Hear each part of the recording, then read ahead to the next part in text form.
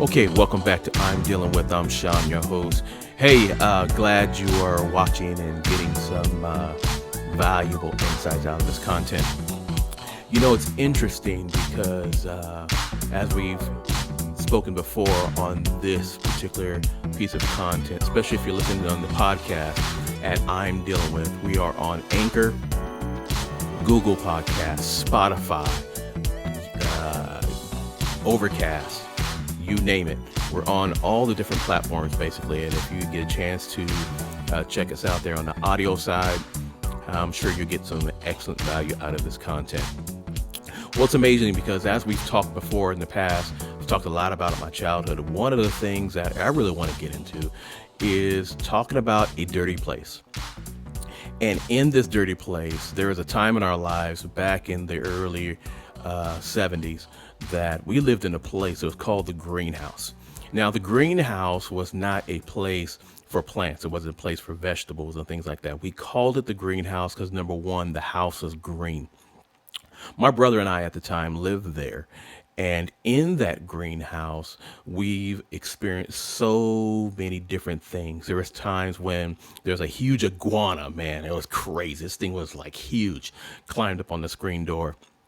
And our uncle was living with us at the time, scared him half to death. I mean, this dude took off running. Later on, ended up killing him with a shovel, but the iguana, it was kind of crazy. But there's a lot of experiences that we had. But one of the ones I really want to talk about is in this episode. It's called The Dirty Place.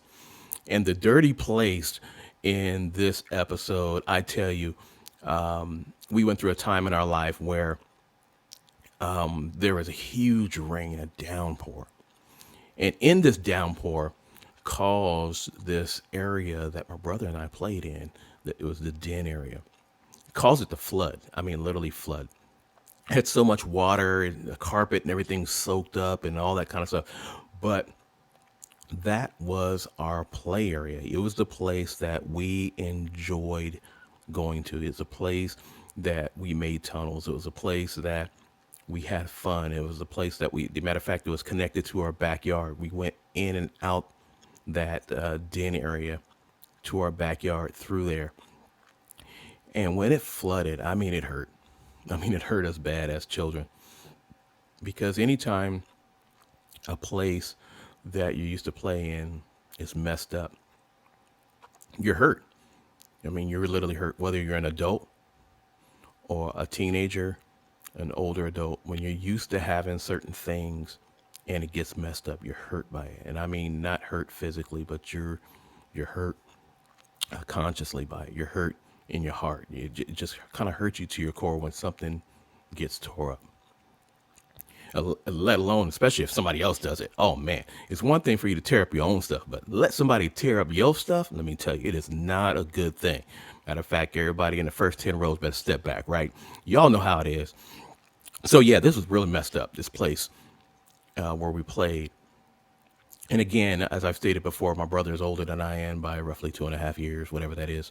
He says 3. It's really 2.5 years, roughly. You know, just go figure is what it is. Anyway, so we were playing in this room and it had gotten flooded, and we were told we couldn't play in there no more.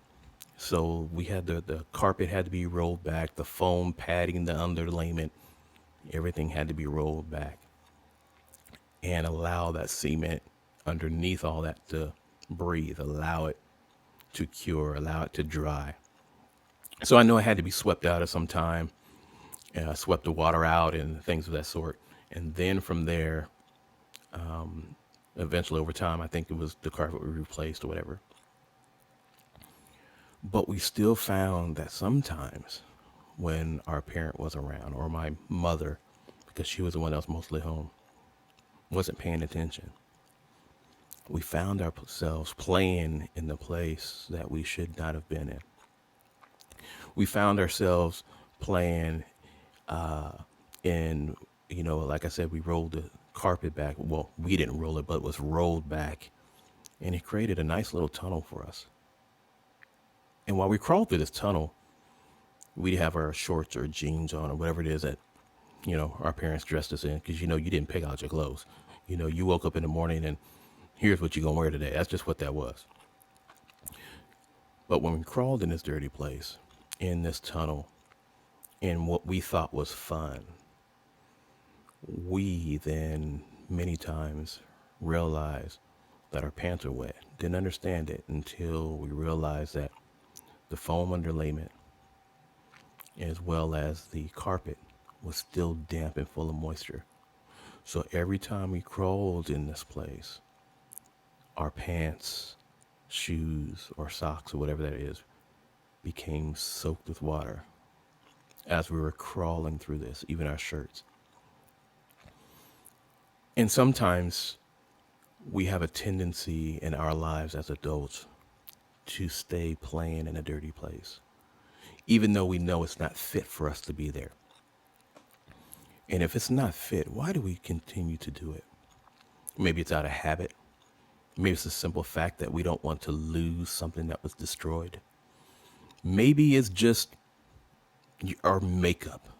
And as men, we do things, we say things that may cause dirty places, or things happen to us that may cause dirty places. But it's very important that you help and find a way to cure, mend, or do something different to take care of that place so it's no longer dirty. Because anytime you play in a dirty place, your mind is dirty, your body is dirty, the things that you're wearing becomes dirty. Maybe the friends that you hang out with are dirty, attitudes dirty, things that say out of their mouth dirty, the way they treat others dirty. Maybe you have a relationship that's dirty. You have a dirty relationship. Maybe you have a dirty work ethic. Maybe you have just a dirty mindset. Maybe your house is dirty. And I tell you, it's weird because, in conversations with others, I have, thought about, my upbringing. And it's hard for me, even now that I think about it, to sit in a dirty place, to live in a dirty place, to sleep in a dirty place. If you think about it, you think about the hotel rooms and things of that sort that you go and for the night, that you're not looking for a 1-star hotel or a motel or the mosey wosey. You're just not looking for that. You're looking for a place that is clean, that is proper. You don't want used sheets. You don't want stuff that has been slept on and there's hair in the bed. And, many of us, I'm not going to say everybody, but I know many of us, when we go to certain hotels, even when it's 4 and 5 star, whatever that is, we'll still go through and check the bathrooms and check the toilet areas and check the sinks and make sure the bathtub and the shower to make sure stuff is right. And I know some folk even go as far as cleaning behind them to make sure that it's clean before they actually get in and use those facilities. And with my upbringing with my mom, we never had to sleep in a dirty place. My mother didn't allow it.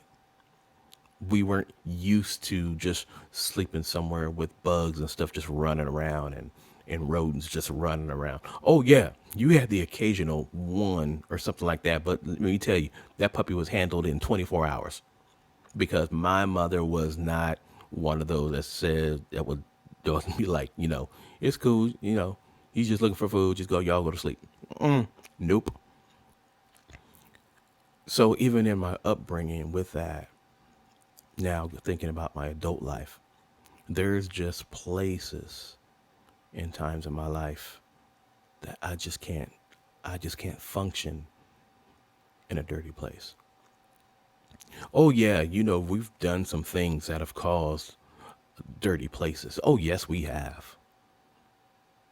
But it's important that you clean up, straighten up your dirty places. Don't stay living in it, because what you end up doing is reducing who and what you are, what you represent, what you think you belong to, what your name is. No one wants to live and stay in a dirty place. I don't think, not intentionally, but I think sometimes we get complacent and think that it's okay. It's okay for us to just kind of half do things. It's okay for just give it, almost our all, but not quite. It's okay just to, just take this, is all I'm going to do, and hopefully you like it. That's when we're not fully committed, you're living in a dirty place. When we don't give our all 100%, we stay in a dirty place. Because anything short of 100%, we just, there is nothing that we should be given except 100% in everything that we do. We're not saying that you have to be perfect, because we know perfect is not going to happen, because none of us are perfect. However, what we can do is strive for excellence in everything that we do. When you give it your all, when you give everything you've got to a program, everything you've got to rearing your children, everything you've got to your job, everything you've got to entrepreneurship, building your business, or to a relationship, you're giving it your all, and something doesn't just happen quite right, you do not have to look back and say, well, what I should have did is this. Well, if I would have gave it my all, this would have happened. Maybe I would have got better results. But when you give it your all, you give 100% of who you are. You give pure excellence. That means you put everything out on the table. You leave no meat on the bone. You then can have good success. So I'm here to let you know, don't live in a dirty place. Don't stay in a dirty place. Because dirty places, you're only going to get dirty. You're only stay dirty. There's no showers in dirty places. You stay there. You don't go to a construction site with the hard hat on and everything, and then you come home clean. It's a dirty place. Your life can't be a construction site every single day of the week, 24 hours a day, 7 days a week, 365 days a year. We understand that there are some things that are going to be under construction, right? But just stay in there, living life there, pitching a tent there, building a house there. It's going to keep you from the best that life has for you. Get out of that dirty place. I'm Sean, your host. Stay tuned for more from I'm Dealing With. Coming back.